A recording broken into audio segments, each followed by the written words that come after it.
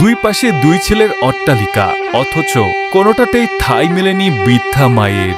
ছেলেরা আরামায়েশে থাকলেও মা থাকেন খোলা আকাশের নিচে। এই বৃষ্টি কাটার মাঝেও ছেলেদের দালানে একটুখানি জায়গা হয়নি অভাগী বৃদ্ধা মায়ের।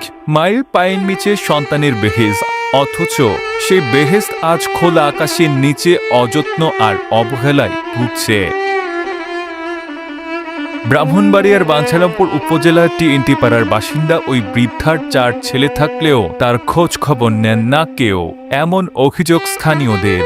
বৃদ্ধার সন্তান পান বিক্রেতা মোহাম্মদ হুমায়ুন মিয়া ও তার ভাইদের এমন অমানবিক আচরণে ব্যথিত প্রতিবেশীরা।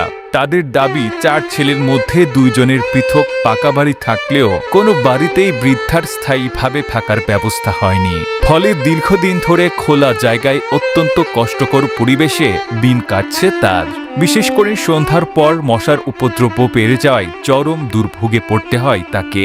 বৃষ্টি, প্রচণ্ড গরম কিংবা প্রতিকূল আবহাওয়ার মধ্যেও একই জায়গায় দিনরাত কাটাতে হচ্ছে বলেও অভিযোগ করেন স্থানীয়রা।